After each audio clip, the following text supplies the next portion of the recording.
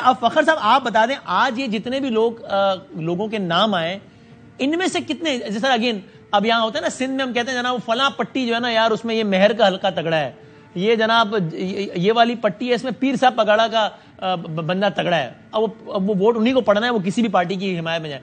آج جتنے بھی لوگوں کے نام آئے ہیں یا چہرے آئے ہیں ان میں سے آپ بتا سکتے ہیں کہ بھائی جان یہ 5-6 جو ہے نا ان کا اپنا 40-50-60 ہزار اچھا ووٹ ہے, یہ اگر جان مارے تو شاید سیٹ نکال لیں گے پی ٹی آئی کے بغیر بھی. فخر صاحب بالکل بادامی,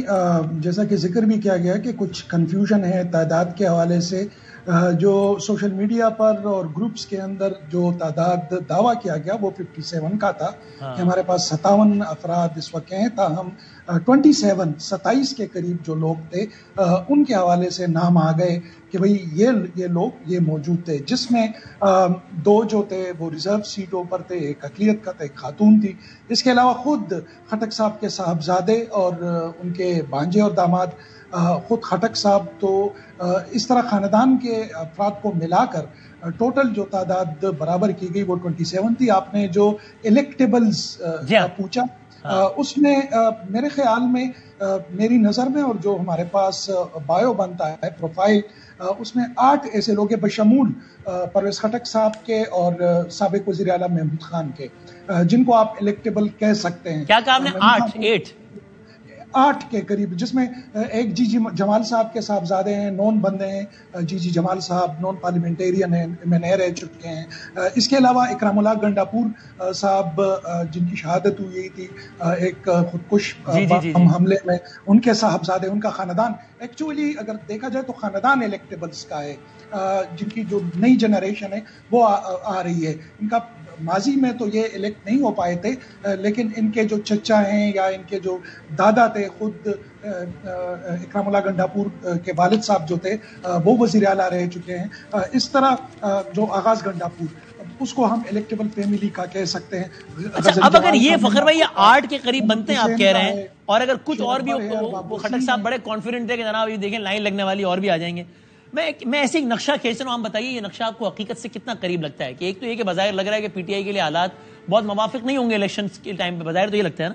اف یو ایگری. تو اگر یہ خٹک صاحب والا گروپ یا پارلیمنٹیرینز پی ٹی آئی یہ ایک 20-22 نشستوں والی پارٹی بن جائے, اور پچھلے الیکشن میں جس طرح تھی ایم ایم اے 16, اے این پی 10, نون 6, پیپلز پارٹی 5, ان کی کچھ سیٹیں بڑھ جائیں, تو بھی آپ کے خیال میں اور جو اس وقت مخصوص حالات ہیں پی ٹی آئی کے لیے, اس سب کو دیکھتے ہوئے بھی آپ کو لگتا ہے کہ نہیں جناب یہ حالات اپنی جگہ, لیکن ویو اتنی تگڑی ہے پی ٹی آئی کے کہ پھر بھی وہ اکیلے حکومت بنا لے گی کے پی کے میں؟ یا آپ کہیں گے کہ نہیں بھائی جان جو آپ نے پورا نقشہ کھینچا ہے کہ مخصوص حالات اور یہ سب, اس کے بعد یہ کام شاید مشکل ہو جائے گا؟ بادامی, اس صوبے کی جیسا کہ میں نے پہلے بھی عرض کیا صورتحال تھوڑی سی مختلف ہے. صحیح ہے. جہاں پنجاب میں آپ نے پکڑ دکڑ دیکھی, جیلیں دیکھی, بزرگ رہنماؤں تک کو آپ کو جیلوں کی طرف جاتے ہوئے دیکھا, کیمرے ادھر تھے. کے پی میں مکمل خاموشی تھی, یعنی وہ صوبہ جہاں تحریک انصاف نے 10 برس گزارے حکمرانی کے تاریخ میں پہلی مرتبہ, اور جہاں بی آر ٹی اور بلین ٹری سونامی اور ملم جبا جیسے بڑے پروجیکٹ جس کے بارے میں خود اپوزیشن کے لوگ بلکہ خود پی ٹی آئی کے اپنے لوگ یہ کہتے رہے کہ یہ اوپن اینڈ شٹ کیس ہے. ایسے میں ابھی تک ہمیں نہ کوئی گرفتار, اور ابھی بھی آپ نے دیکھ لیا نا, اس میں مراد سعید تھے, نہ علی امین گنڈاپور تھے, نہ عاطف خان, نہ شاہرام, وہ جو بڑے بڑے اسٹالورٹ تھے پی ٹی آئی کے, ابھی تک وہ ٹس سے مس نہیں ہوئے. اور 10 سالوں میں اس صوبے میں اس وقت بھی اگر بڑے بڑے انتظامی پوزیشن آپ دیکھ لیں,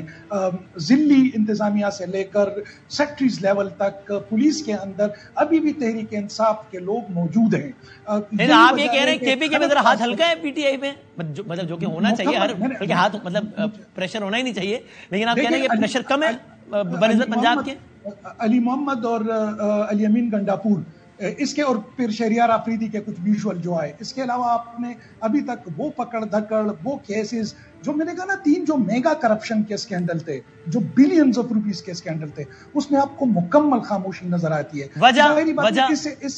اس سے ایک غلط تاثر عوام میں, اور خصوصاً کچھ جو سیاسی حلقے ہیں ان سے جب میری بات ہوتی ہے تو وہ یہ ڈر رہے ہیں کہ ہمیں تو ایسے لگتا ہے کہ جیسے ان کو سہبارہ لایا جا رہا ہے اس صوبے کے اندر. اچھا, and you shared this impression with them. You will not be surprised اگر پی ٹی آئی ایک بار پھر وہاں پہ ہوتی ہے